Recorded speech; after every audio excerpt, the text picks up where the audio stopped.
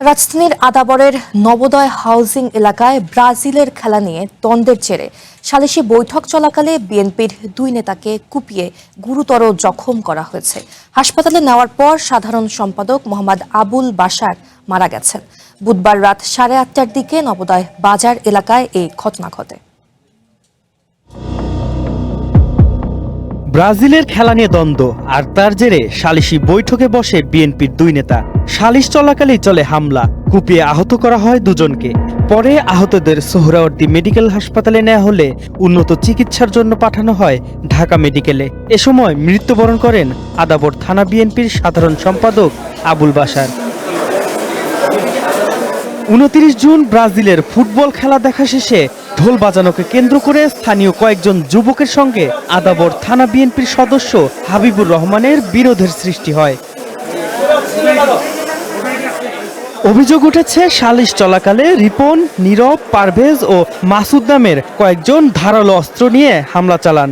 এতে হাবিবুর রহমানের পক্ষের সাদ্দাম ও আবুল বাশার গুরুতর আহত হন।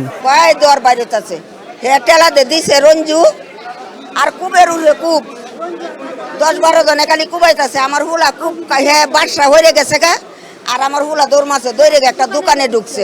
দোকানের সামনে সাদ্দাম দৌড় দিয়েছিল, আমি কুবাইছে আর বাদশাহ আমার দৌড় দিয়ে ধরছে। পুলিশ বলছে অভিযুক্তদের ধরতে অভিযান চালাচ্ছেন তারা। আমরা কাজ করতেছি, আমরা অভিযানে নামছি।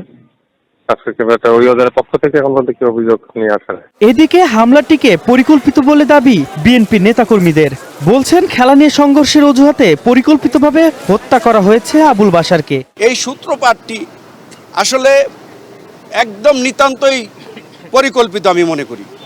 এই সূত্রপাতকে কেন্দ্র করে এত বড় ঘটনা ঘটার কথা না। যখন এরা মীমাংসার কথা বইলা মীমাংসার ওই জায়গায় এরা সরি বলছে, চইলা যাচ্ছে, আবার এরাই পথে আটকে তারপরে এলোপাথারি কোবাইছে দুজনকে। স্থানীয়দের দাবি অভিযুক্তরা স্থানীয় কিশোর গ্যাংয়ের সদস্য। Mahmudul Hasan, one news, Dhaka.